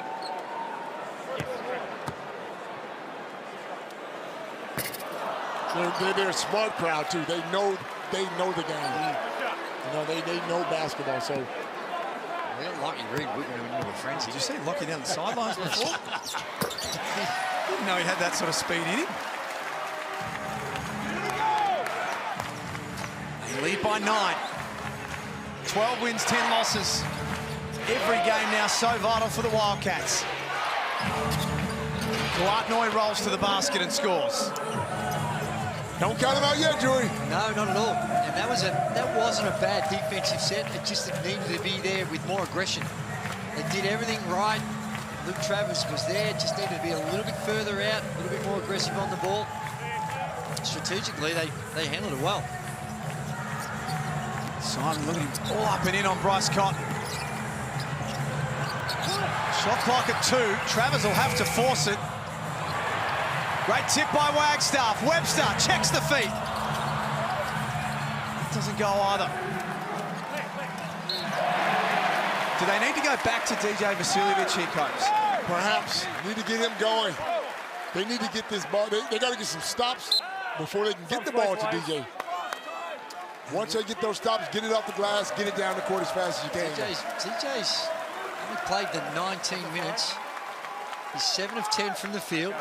And just trying to find that balance with their combinations of what they're going to do at both ends of the floor. Seeing out there now.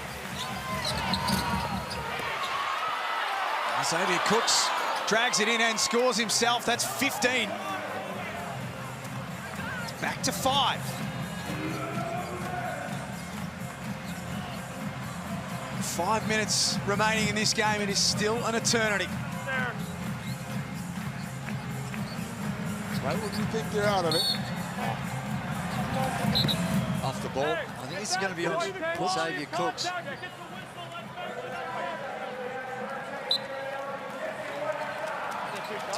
Chase Buford just suggesting that he has no problem with it, but hoping that he'll get the same type of attention down the other end. It is 5 fouls to none, isn't it?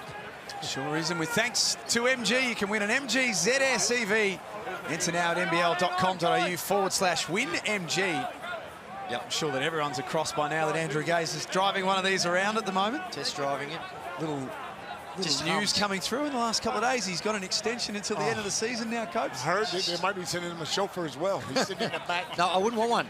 Such as the driving privilege it is when you're behind the wheel of this thing. It just hums. It makes a different noise. The fully electric, it's different. It's just, I wouldn't want one. Wouldn't want one. I'd love driving this thing. When you stop Zips around. When you stop at the petrol station to get the windows. No, I wave at them. In fact, every now and again, I just feel sorry for them. Says later, sit on my filling up at home. Free throws for Wagstaff. He has been really good tonight, Jesse Wagstaff. You look at the numbers. That's only his 7th point, 2 of 5. And it's the rebounds. 6 boards, but it's the defense, it's the little tip outs, it's the screening, it's the way in which that he's been able to draw a couple of fouls on Cooks. And there we see a similar foul to what we saw down the other end. They had to get that call, though. It's 5 fouls to none. And Chase letting them know you got to even this thing up. Well, if you look at the fouls overall, it's 16 to 15. And that really is not a way you should assess whether... No, but as a player, we do. I don't care what you say, Joey. I'm not saying the referees are wrong. But if you're on the road and it's 5-0, you're going to say something to the referee. Of course, 100%. I do not disagree. Doesn't mean it's right. That's right. That's what you can't do. Can't let him... You can't leave him open like that. He's wide open. 23 points on 8 of 11 for DJ Vasiljevic. They're right back in the game. All the stars shining bright tonight at RAC Arena. Cott gets past Simon. Fine DJ, fine DJ.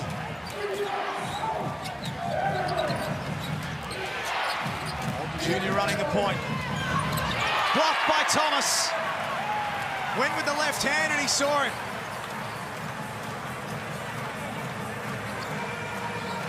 Done a good job on Walton Junior, by and large, across the game. He's only got the 10 points. Some travel. Interesting stat on Derek Walton Jr. Here's DJ. When he takes 14 or more shots in a game, Derek Walton Jr., Sydney are 1 and 4. When he takes fewer than 14 shots a game, they're 15 and 1. And that's probably why he's not shooting the ball. He wants to get everybody else involved. Well, if that's the case, then they've got it in a really healthy situation right now, because he's been limited. 4 of 9 from the field, pretty decent numbers, and I think he's played his role. We've been prepared to divert to others. And this man here, just at any stage, he can flick the switch and he can beat you in so many different ways. He can get to the rim. He can get up on we saw it in the backdoor cut like that one and throw it down. And most importantly, he can shoot the 3. There's a foul on Bruce for the 4-point play. And look at this. Has a little step back. That is hard to guard. It's lucky Reed runs down the court. Look at his numbers there, 19 points. We should never, ever take this man for granted. You know what's more important? I mean, what's more exciting about the stats than anything? It's an 8 assists. He's got his 19 points, but he's still willing to pass the ball and get other people involved. There's Corey Webster. 14 points and 10 rebounds. What a great recruit he's been this season for the Wildcats. His first double-double of the season. 10 rebounds, leader. You know how short he is, how small he is. In there on that board, on the boards. Xavier Cooks. Oh, timeout, misses the bunny. And he was going for the dunk and then just changed his mind at the last moment. Perhaps didn't have quite the hops that he was looking for. It was too open, it was too wide open. And then he just fumbled the layup. That's one you really want to get back.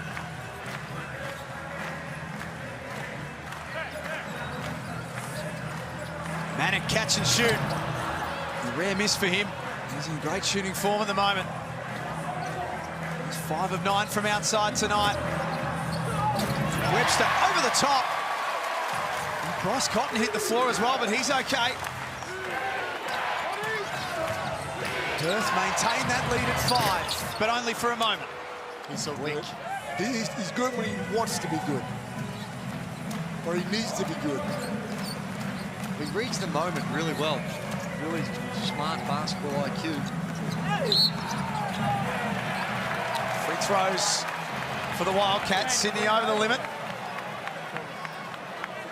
It's just Just a little something that they're going to have to negotiate down the stretch, the Kings. Have a look here. Just lost balance. You saw his torso there lean forward, and that's what the officials saw.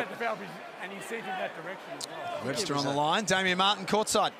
Yeah, I just want to give a bit of credit to both coaches off the back of that timeout. Both drew up plays at the offensive end. Both were executed beautifully, except for the shot. Xavier misses a wide-open layup. They get the ball to Manic for a three. Credit the coaches on well-executed plays. But now comes down to the players. 3 minutes to go, a three-point game. Who can get those types of looks for their teammates without it having to come from the coaches, Trey? Good call, man. The smarter players, smarter team is going to win this game. Alton Jr. tried to find Suarez inside. Travers and Manic got a piece of that one. Good hands. There's Manic, backdoor, got upstairs, dunk didn't go. And Suarez blocks Thomas. They kept hustling, they kept scrapping, and they drew the foul. Well, Manic was right there, missed the dunk, and It was trying to dunk it. good effort by Thomas to stay with the play. Normally you see a guy going up for the dunk, you concede. Two shots. Whopper your way to LA with thanks to Hungry Jacks. Have any large burger meal into the receipt code, and the rest could be history. 4 tickets, flights, spending money, accommodation to a game as well. We've been talking a bit about the short rotations of the Perth Wildcats. That last defensive transition by the Sydney Kings looked less than optimal. They just didn't quite have the spark getting back.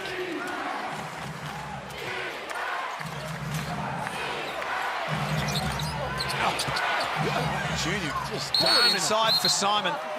Basket's going to count. Just done the pass. It was a good one to catch. It was a bullet that it was threading the needle, and really good hands to reel that one in. 4th position up for grabs for Perth if they're successful tonight. And they can take their record to 13-10 on the season.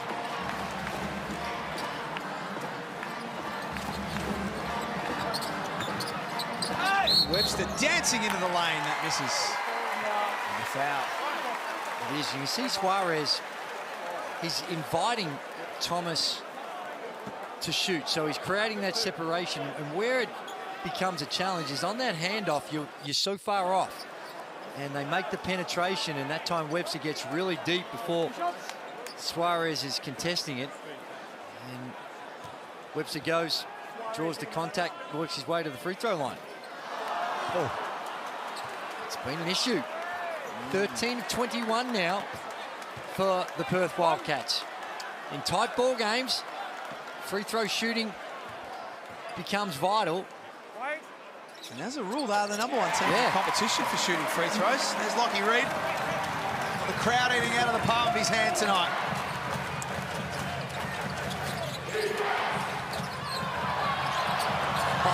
Cooks fell over. Suarez. Well, how's the lucky break? He fell over and the ball bounced around and came off his knee, and it just happened to fall in the hand of Suarez. And they are the breaks of the game. Have a look. He falls over. The ball's out of control. Goes to Manic.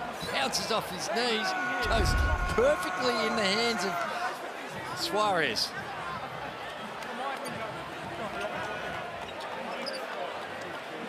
Looks to be okay. 15 points, 8 rebounds, 7 assists for Xavier Cooks. Had 6 assists last Sunday in their win over Illawarra. He's flirting with a triple-double. He's up over 4 assists a game now for the season. We've been mentioning that these two teams are leading scoring teams in the competition, and that's been on full display. You can see why, with the tempo that they play at and the skill that they have. And you see Xavier Cooks, just a little sting up by the looks of it. fact that up until the derby last Sunday, the last 6 games, the Sydney Kings have been averaging almost 109 points a game. That means they're getting it up. That is. The ball. And they do it such a good clip. Lead the league in 3-point field goal percentage and overall field goal percentage. Free throws not so good. One possession game. Ladder leading Sydney Kings. They won't lose top spot if they go down tonight. They've got a bit of a buffer, particularly now on the tight heads after they lost. Still a game that means a lot to them. Cotton kicks it into the corner. Huge. That's not his go. That was a 3. Was that 3? I think he was on the line. Simon, look out! They score so quick, though, so you don't have time to celebrate. You got to get back and play some defense. That was a 3 by Thomas, the last possession. Travers tips it in. They just keep coming up with big plays, the Wildcats. They just keep the Kings at arm's length. That's right, and they didn't hesitate then at all. Here we have a look at the 3 ball by Thomas. They might be wanting to check it out, and then down the other end, straight away the Sydney Kings attack him, and Simon comes in with an easy 2-hand stuff. Angus Glover checking back in. Xavier Cook's out at the moment. In fact, my apologies, Xavier Cook's in the game. And that was a risk, like, still plenty of time on the clock in that last possession. They started to go early and come up with a nice putback by Luke Travis. Damien Martin. Yeah, just quickly, they're playing offense and defense for Xavier Cooks. They subbed him out on defense due to his 4 fouls, put Angus Glover in. Now that they've got the ball, he's back in the ball game. I think that should leave him out for the last 90 seconds. He's still definitely not 100% fit. He's not helping. Yeah, he's grabbing that knee. He's checking the subs here as well. A rare chance for us tonight to catch our breath. Been a frenetic pace from the opening tip. Mike Kelly in the background there, smart coach. My word. And one of the all-time great defenders, Mike Kelly. Hard-nosed, Brittany. Hard-nosed. Relentless. I don't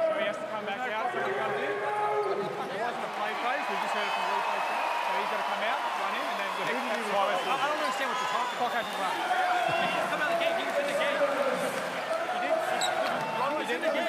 He came off. Let's go. The sun was. Hey, Scott. Hey, let's go. Let's go. Let's go. What's coming on? Let's go.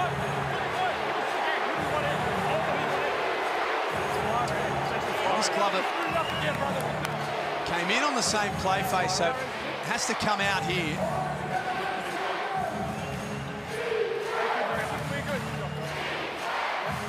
Confirmation from the replay centre.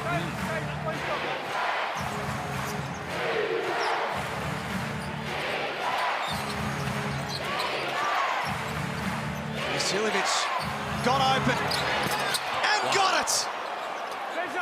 Beautiful little push-off. Just created enough separation to get Cotton off him enough to get that shot off. 6th made 3 of the night for DJ. He's knocked out of bounds. Have a look. Didn't quite see it. There, that little push-off just created enough separation. 12 seconds, here we go. And now they get the substitution they were looking for after all that. Last minute of the final quarter. Webster rattles out. Sydney charge down the floor. A little bit of momentum in their favour at the back end of this game. You don't need a 3. Cooks throws it away. Still plenty of time. Gonna stop. Checking time. Checking time. It's all about the stop here for the Sydney Kings.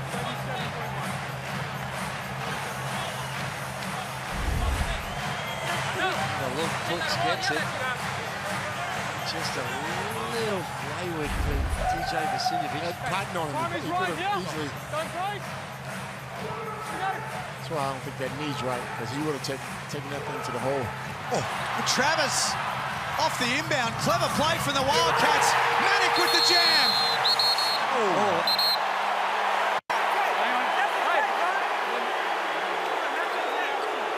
I think technically Bryce Cotton is right. Angus Glover just shoved Brady Manning. Now, what happened? I only saw the last part of it. I meant the answer to that last part of it. So I hope they don't what? Call this, but technically there was a shove there by Angus Glover. Man, come on. Angus Glover. Come on, man. Just let's play basketball. Come on now. Go upstairs to the replay centre. There was a push with Jesus Christ. It was so close. And here the official saying there was a push, but let's play basketball, man.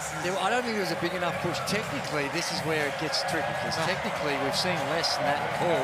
What's tricky about it? But right now, in the context of what's going on, it'd be highly disappointing if they called this foul on Glover. The Kings have just walked through the cheerleaders, and I'm not sure the home fans were too happy with that either. But the cheerleaders do that. Not sure the cheerleaders they do going right up into their space is the right thing either. So it goes both ways. Where else are they supposed to walk? Yeah.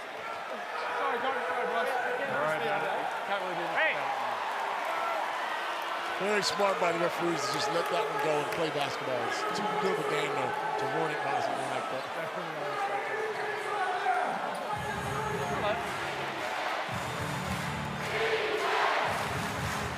5-point game.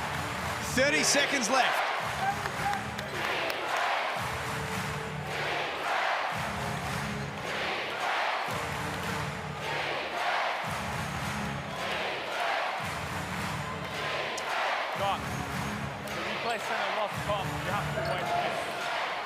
Well, should we be waiting here, Jackie, for that? Is it for the replay we're waiting for? We're going to technical issue with comms, so we didn't have to wait. Just a bit of an issue. We're going to technical issue with the back comms, end, so just a malfunction. We've just lost all the replay center and the communications. Just need to make sure that that's right. John, really a penny for his thoughts right now. You'd much rather be in his position right now than Chase Buford's, that's for sure. But the Sydney Kings, they've been able to overcome some seemingly really dire situations in the last minute and find a way to get it done. So this one far from over, and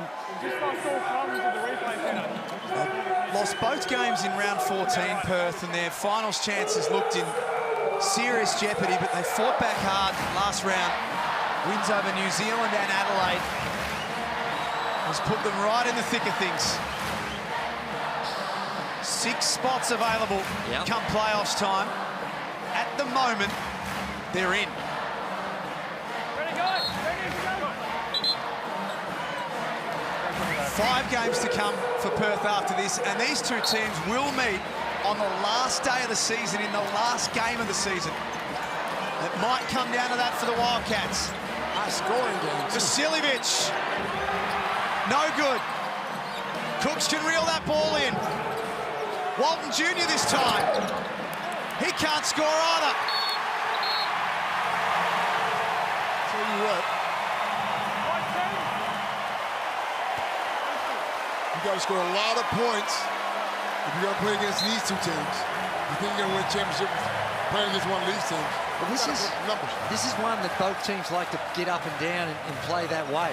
And when they're up against other teams that slow the ball down and have that contrasting style, that's where you get a different test. Yeah. And but they have the capability of putting 110 points on the board in a 40-minute game. 100%. And you know what? 2 shots, guys. This is entertaining basketball. Yes, sir. Yes, sir. And you can't do this with every team because you don't have the same options and talent. But when you see it displayed like it has been tonight, it's a thing of beauty and speaks volumes for the quality of the NBL.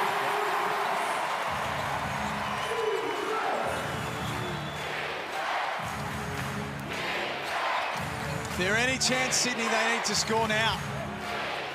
and quickly. We'll get some free throws from Suarez. And that should do it for the Perth Wildcats. They would really need to implode to lose it from here. And one of the benefits of this is it makes the celebrations that's going to go on after this game with Sean Redditch a whole lot more exciting, coming off a win like this. And over the number one team as well. The great man Sean Redditch deserves that. So hopefully the Red Army stick around to... Who's behind there tonight? There's Bryce, there's Mitch Norton, there's Damien Martin. There's a puppy dog. The great Dennis Cometti, I think, still in the back. Centimetre perfect. The Sydney Kings' 6-game winning streak comes to an end. And as much as they would have wanted to win this, they're not that worried about it. I'm telling you right now, they're not that worried about it. Not when you play like this. This is a high-quality game. I'm sure they'll look at it and say a few areas that they could have helped themselves. One last jam for Brady Manick. That will take care of it. Has the sleeping giant finally awoken? The Perth Wildcats knock off the ladder-leading Sydney Kings, 111 to 104. What a game. One of the great games of the season so far as we get to the run home for the finals. And the Perth Wildcats, their 5 starters, all 5 of them in double figures. And again, with that short rotation, they were able to withstand the energy requirements to perform at the high level at both ends of the floor, but take nothing away from the Sydney Kings. They were superb in defeat. They'll look at some of the slip-ups that they had, but overall it was a high-quality game, and it was a high-quality game by this man, the footlocker, player of the game, Bryce Cotton. 21 points, 7 of 17, 11 assists, and boy, did he turn it on in that last quarter. 35 points in the last quarter, Perth. That's right. Incredible last quarter performance. It was, and it was a little inflated by a couple of baskets at the end, but overall it was a high scoring quarter for them, and they had it slowed down a little bit for them in that third. Not a lot, only had the 22 in the third, their lowest scoring quarter of the game. But what a finish it was for the Wildcats. It's been a phenomenal night of basketball here in the Hungry Jacks NBL. We're going to come back and wrap it up on the other side of this. All smiles for the Wildcats. For now, they're in the top 6.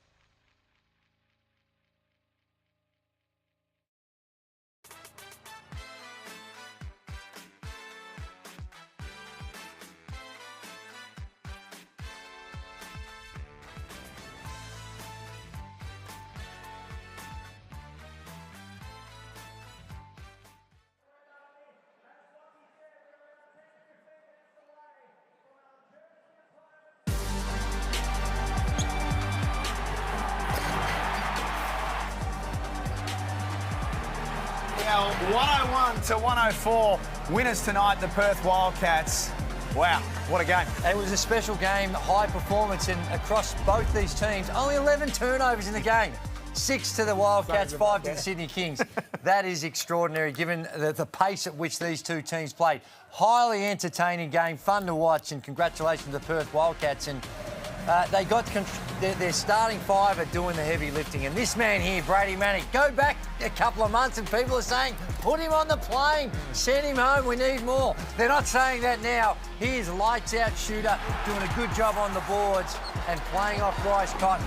When the game's on the line, what a closer you have in Bryce Cotton, one of the all-time greats of the league. And again, stepped up with the 11 assists and 21 points, and he was the Foot Locker player of the game. DJ Vasiljevic just was lights out. 9 of 13 for his 26 points, and he did it in such an efficient way. Outstanding performance by him, and you really can't look at it too much and point the finger at either team because, like I said, very few turnovers. Both teams did a pretty good job on the boards, and it was just a better shooting performance. You take a look at the stats across the floor, it's the three-point shooting that stuck out. 17 of 35. That was the difference of the game because not much else in the rest of the statistical categories. And then we look at the ladder as we see the end of the statistics and what the ladder does now for the Perth Wildcats, coach. We know that Sydney are going to be there. They're still on top at this stage and they have a bit of a buffer, but look at what it does for Perth now. They go into 4th spot. Puts them in 4th place with the potential of having a home court game in that second round. They beat whoever they play and can end up in the grand final. And if they shoot the ball the way they shot the ball tonight, they can beat anybody. 111 to 104, the final result. Incredible night of hoops here in the Hungry Jacks NBL. On behalf of these two, Damian Martin and our team behind the scenes who are so good. Thanks for being with us tonight. We'll see you tomorrow for a Saturday doubleheader. Catch you next time.